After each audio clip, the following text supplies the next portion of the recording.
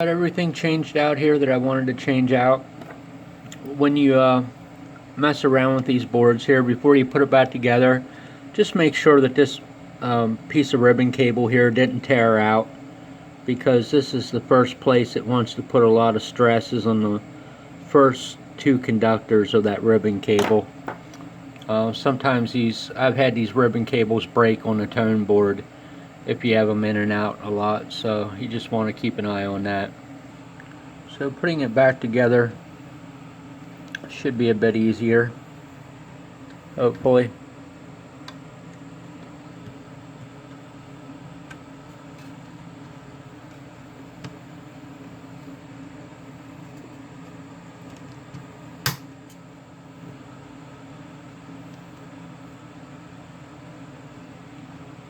I forgot to mention, I changed the LED out too. Why, I don't know. Just to make it different, because that's the kind of crazy stuff I like to do.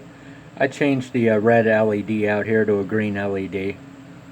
So, we'll see how that goes. So I just start up here at the top and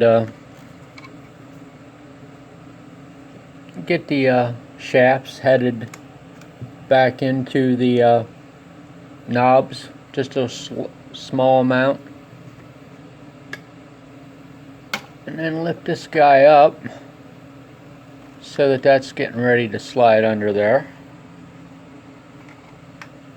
Get that phono board so it's going to slide into there.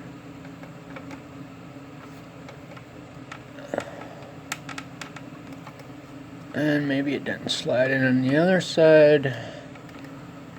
I'm not sure what its malfunction is. I didn't turn a knob while I had it apart. Of course I just did now. It should slide right back together. And it's not.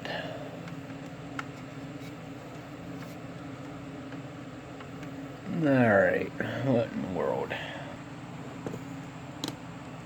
Okay. So we just had to pick up on the bottom here and put this flange back over top to get that top to slide in as far as it did. Then we just have to finesse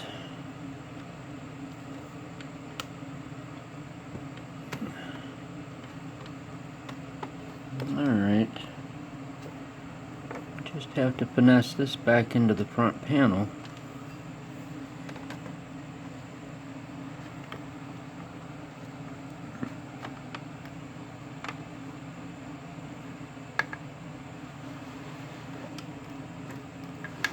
Alright, what's going on? Alright, I see one problem. You gotta be able to see and work in multiple levels and dimensions. This flange on this side was not sitting over the top, so we just had to pull the front face out a little bit more. That should have freed that up. Now let's take a look and see what else is happening. So now we need to guide this thing into the slot on the front face. There, that went. Now we'll snap that side back. Snap that side back up on top. Make sure he's locked in there, and he is.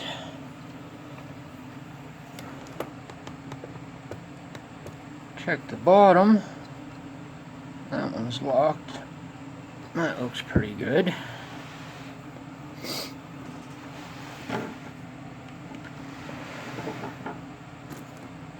So sometimes you gotta change your work area from sitting to the knee position. So we'll find this little power supply wire down here. And we'll stick him back on. If I can see in there. Let's see.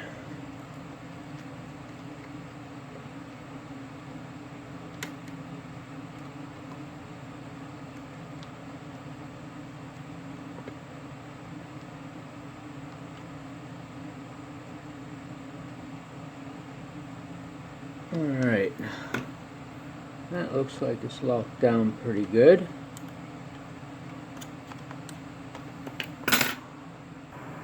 Alright, there's the linkage for the power button. Make sure when you snap it back together that the linkage is setting inside the button.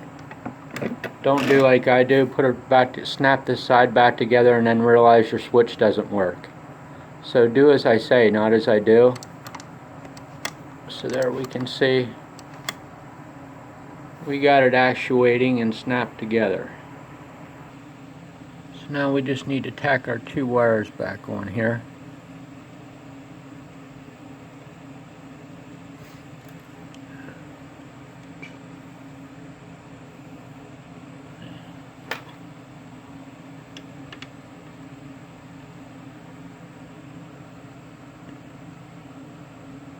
And this is pretty difficult to do for a right-handed person.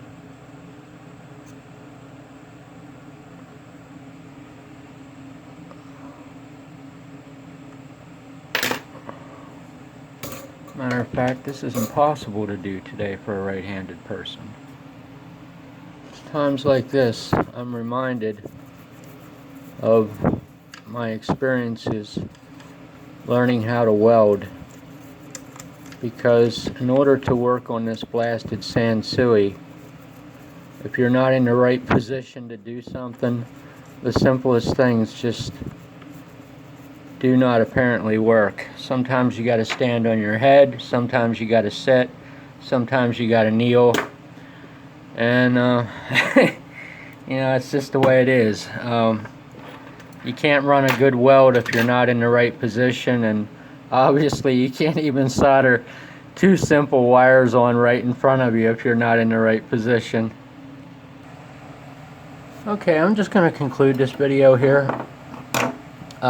It's not often I have schematics and numbers in front of me, and I apologize for that.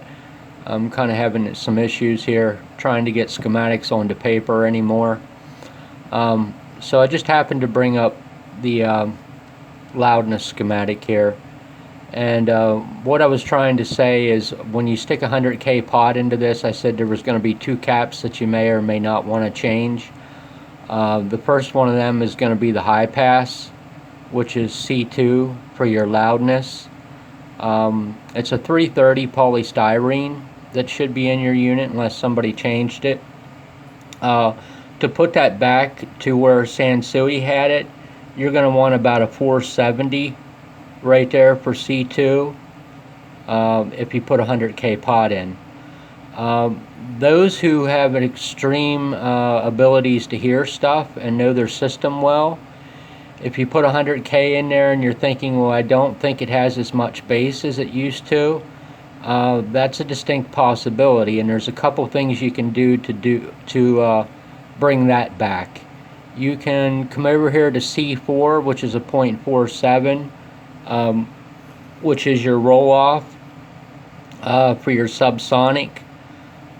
Depending upon whether or not you even use a subsonic, you could increase the 0.47 by a very, very small amount. But that's going to put you into a range where you're not even going to probably find a cap for that value without piggybacking something across the backside of this 0.47 to make it a little bit higher. That can certainly be done. The other thing that could be done, if you notice it doesn't have as much bass as you want, is you can drop R5.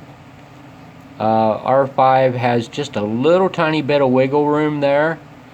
Assuming you got the original 15K in, you could drop that to a 12, or you could even at most drop R5 right here to a 10K to bump your bass up. So those are the two things you could change: C4 or R5, and that's what we were kind of doing there today with that. So I just wanted to throw those two things in there to you. If you notice that the bass isn't maybe what you thought it used to be or what it used to be, you can certainly do those two things. So I appreciate you watching. I hope you learned something. Thanks a lot and have a nice day.